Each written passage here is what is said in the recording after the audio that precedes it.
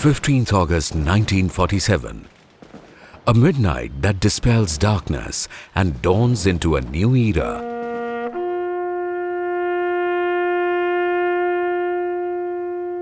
An era of hopes and aspirations, of dreams and idealism. An era that marks the rebirth of a great nation. The country embarks on a new journey led by Jawaharlal Nehru, the first Prime Minister of independent India.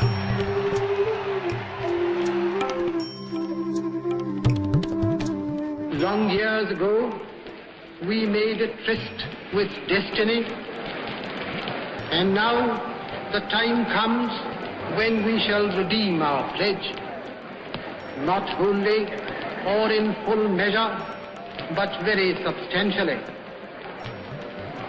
At the stroke of the midnight hour, when the world sleeps, India will awake to life and freedom.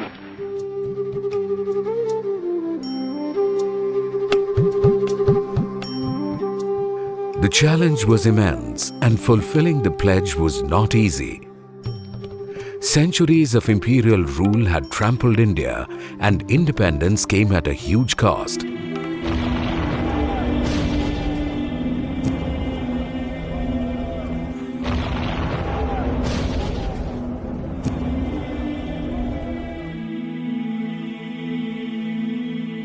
The nation bled with the injuries inflicted by the partition.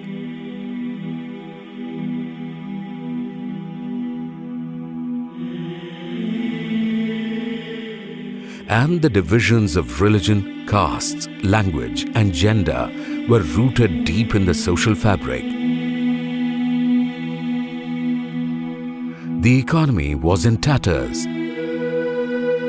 There were few industries and not enough food to feed the millions. It was in such testing times that Jawaharlal Nehru set to realize his dream of a strong and resurgent India. He steered the nation on the path of recovery and modernization.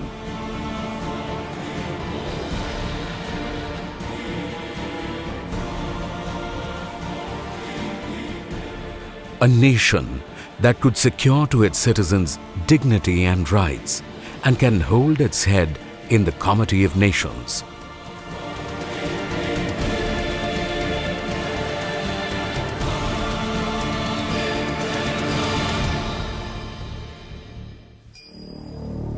Prime Minister Nehru didn't have enough resources or experience to administer the country. All that he had was a vision for India, a moral authority earned out of dedicated years in the service of nation, and a responsibility to translate the values of Congress into a constitution for India. A constitution whose blueprint was first proposed by him in 1929. It was the year when Jawahar, at the age of 39, was chosen the president of the Lahore session, that he proposed the resolution of Purna Swaraj.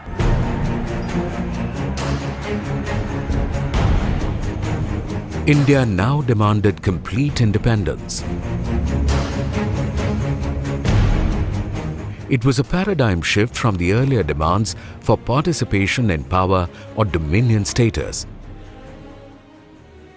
Nehru further placed before the countrymen what this independence would mean to them. For the first time, he proposed fundamental rights for all, social and economic equality, irrespective of caste, creed, religion, gender, birth or education. He spoke for abolition of untouchability and right against exploitations.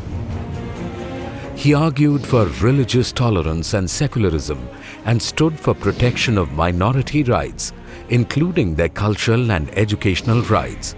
He said that the citizens of independent India would have freedom of expression of thought, right to form association, and the state would ensure social and economic justice for labor and peasantry and give voting rights to all its adult citizens.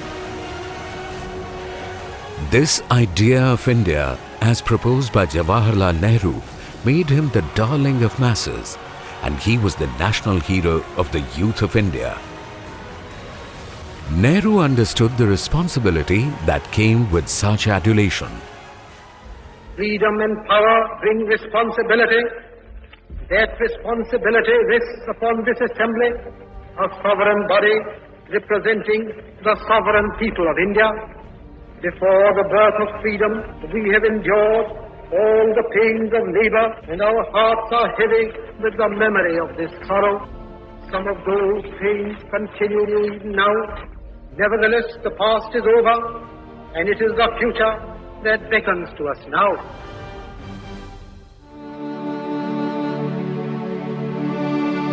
Nehru spent nearly 9 years in jail, fighting for independence of India. The solitary confinements and the torturous jail life failed to deter him from his path. In jail, future was uncertain, and independence was a distant dream. But Nehru would not lose hope and continued with twin task of leading the independence struggle and further refining the idea of India. Jawaharlal's intellectual capabilities and prowess and his commitment to the cause were increasingly being acknowledged and respected by all. When Subhas Chandra Bose took over as the President of Congress in 1938 and constituted the National Planning Commission, he made Nehru its chairman, recognizing and honoring his intellect.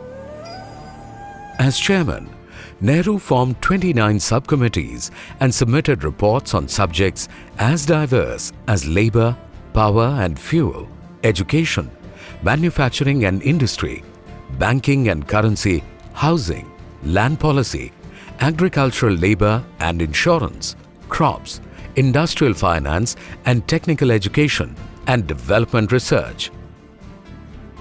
These reports formed the blueprint for governance in independent India. Independence, which was yet in the unknown realms of future. Nehru was driven just by hope and by conviction, realizing fully well that imperial rule may outlive his own life.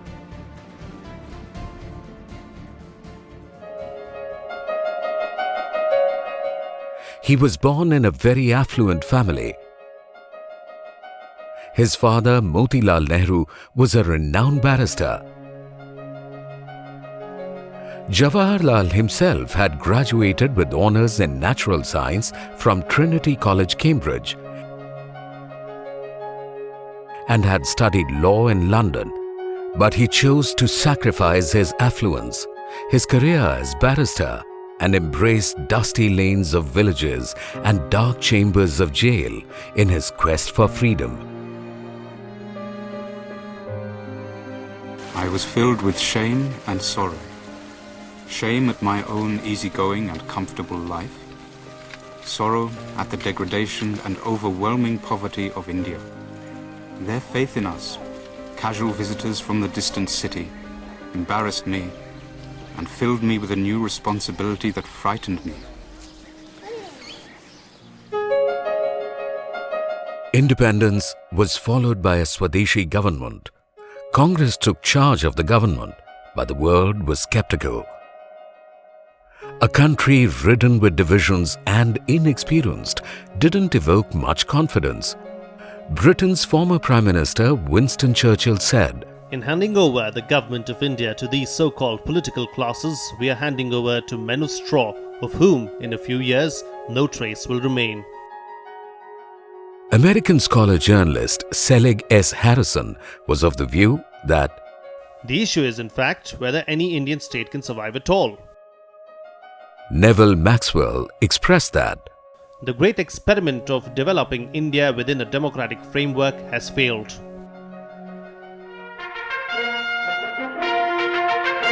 The world was in doubt, but Jawaharlal Nehru was confident. Congress had done its preparations during the freedom movement itself. The Prime Minister was aware that the complex society and nation like India can only be governed through inclusive approach. He believed in freedom and diversity of views. Therefore, he took the unusual step of inviting non-Congress leaders to his cabinet. There were 5 non-Congress members in his 12-member cabinet, and Dr. B.R. Ambedkar, Shyama Prasad Mukherjee, John Mathai, C.H. Bhabha, and Shanmughan Chetty were made ministers. Nehru also ensured that his cabinet was representative of India and included ministers from amongst women, Hindus, Muslims, Christians, Sikhs, Parsis, Sindhis, and Dalits. He established fragile freedom on a strong edifice of representative, secular, and consensual politics. पहला फर्ज किसी मुल्क के लिए, किसी कौम के लिए क्या होता है? पहला फर्ज है अपनी आज़ादी को मजबूत करना और कायम रखना। हर बात को इसी गज से नापना होता है। ये चीज़ हमारे मुल्क की आज़ादी को कायम रखती है, हमारे मुल्क की एकता को कायम रखती है, हमारे मुल्क की तरक्की करती है कि नहीं?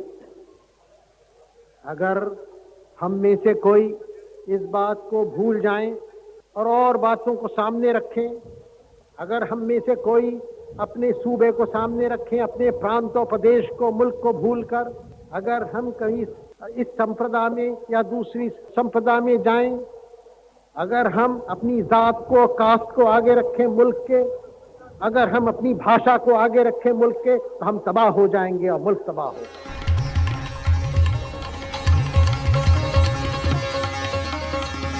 Jawaharlal was a true believer of planned and phased development.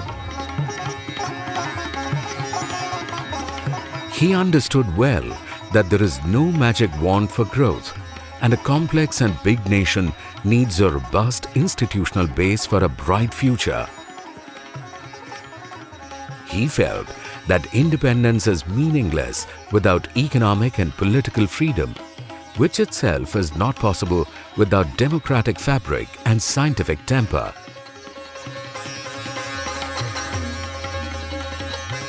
He understood the challenge. As he said in an interview to Andre Malraux, the biggest challenge is to carve out a modern nation in a nation which has deep-rooted religious sentiments.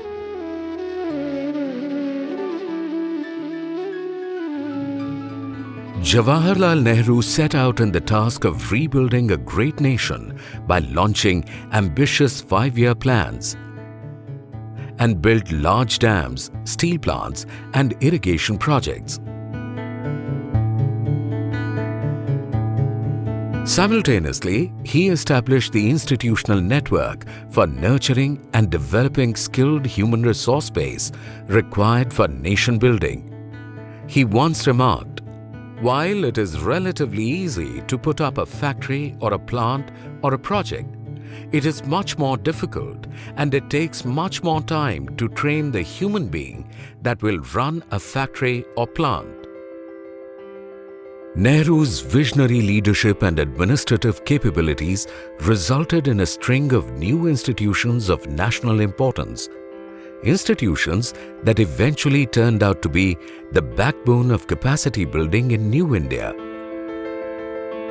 He dreamt of and established Indian Institute of Technology, Indian Institute of Management, National Institute of Design, Indian Statistical Institute, Academy of Administration, and National Police Academy, and many more. He also set up Lalit Kala Academy, Sangeet Natak Academy, Sahitya Academy, and emphasized the role of art and culture in national development.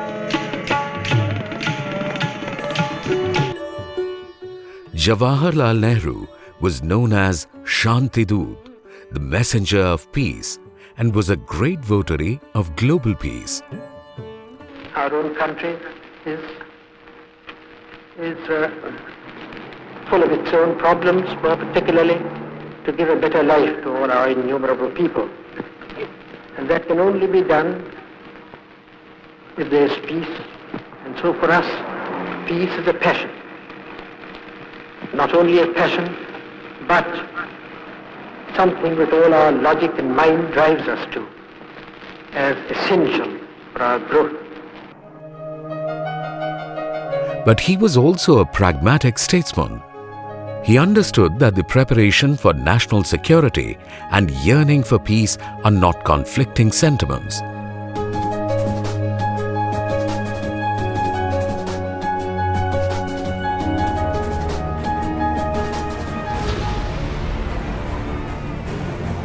He had witnessed the devastation inflicted by the Second World War and understood well the power and potential of atomic bomb.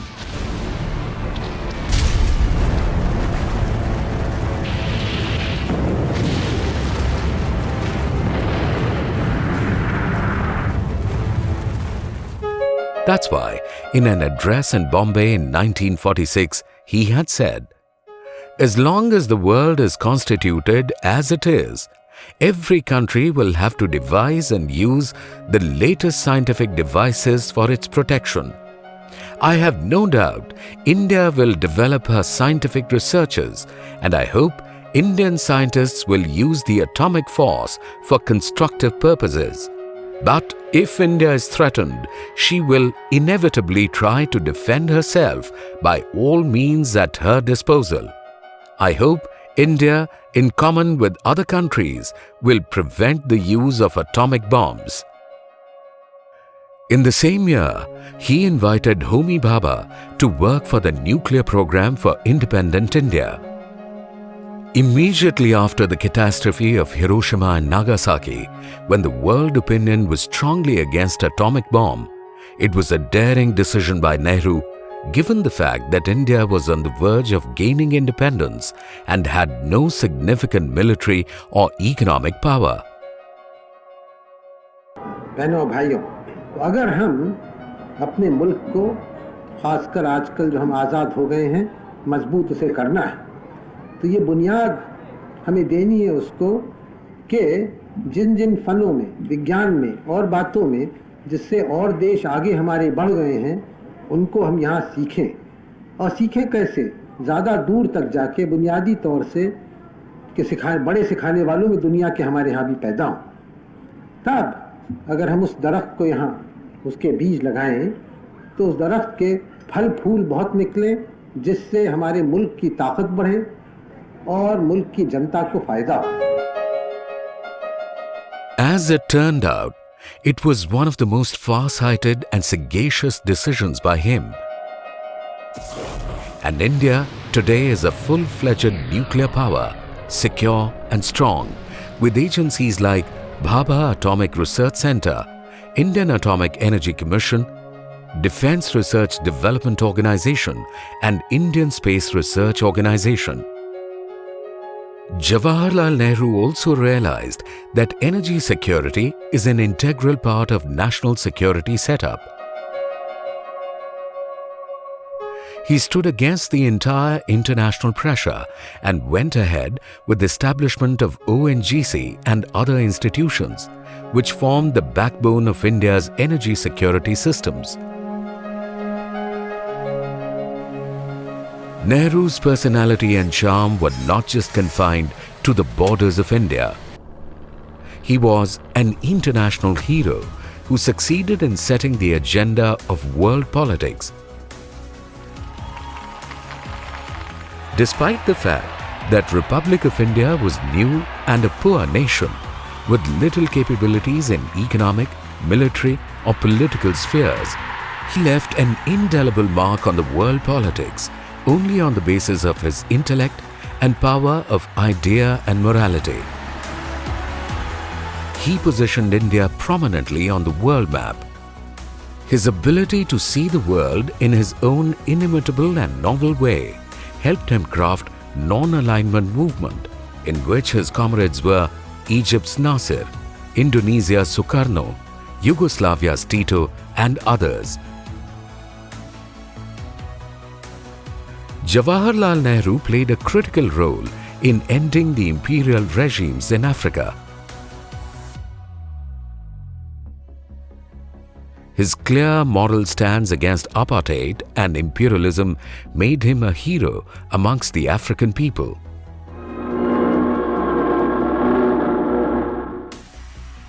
His personality and progressive ideas had a magnetic appeal. Leaders and public both would not escape his charm, and they flocked to just have his glimpse.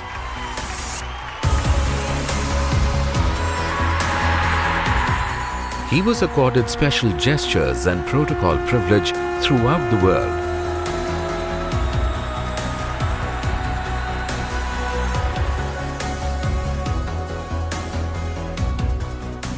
On his visit to the US, President John F. Kennedy said, "Your reputation, the things for which you have stood, things with which you have been identified in your long career, all these have spread your fame and reputation far beyond the borders of your own country and have been identified with the great aspirations of people all around the world." President Tito of Yugoslavia had remarked, India can be proud of having such an outstanding leader as Nehru, who through his efforts and farsightedness is paving the way towards a better future for India, and who, through his untiring activity in the struggle for peace, devotion to the policy of coexistence, and the strengthening of peaceful international cooperation, has become one of the most outstanding statesmen of the world. Eleanor Roosevelt said, His success is already being proved, I think, and not only the Indians, but much of the rest of the world owes Nehru a debt of gratitude for his leadership, for his integrity and his courage. Nehru was an international legend who endeared himself to the leaders across the world through his ideas and progressive outlook. He was looked upon as a leader who not just stabilized India after independence, but also developed its democratic and secular fabric. First of all, I've lived my life, a very large part of it. Secondly, it is occasionally frustrating and all that, but generally it's a satisfying life. That is, satisfaction really comes when one can fit in one's thought with one's action. I was never quite so satisfied in that sense as in the days of our struggle for independence. And especially the early days, I was younger too, and I forgot everything almost, including my family, everything. I saw them, I took them for granted. I forgot them. I was in a state of, shall I say, a queer state of mind, concentrating on one thing, and it's like an arrow from the bow, it goes straight. Evaluating his role, Sardar Patel had written, "It was, therefore, in the fitness of things that in the twilight preceding the dawn of independence, he should have been our leading light, and that when India was faced with crises after crises following the achievement of our freedom, he should have been the upholder of our faith and the leader of our legions. No one knows better than myself how much he has labored for his country in the last 2 years of our difficult existence." Jawaharlal Nehru was a karma yogi.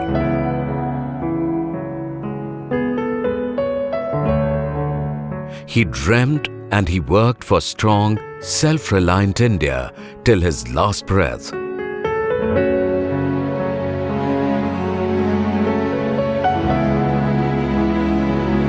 A life that began like a prince ended as the Emperor of Hearts.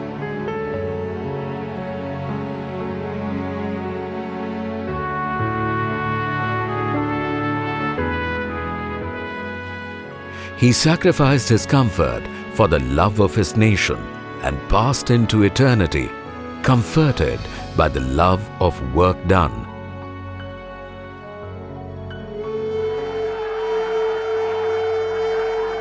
India wept. Its leading light had gone. A leader who lived only to shape the collective destiny of its citizens passed away. And the world moaned along.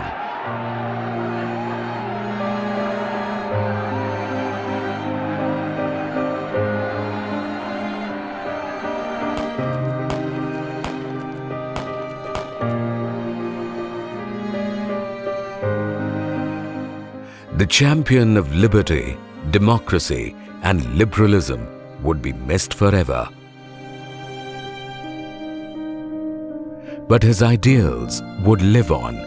His thoughts would prevail, further shaping the idea of India and the idea of an equitable world.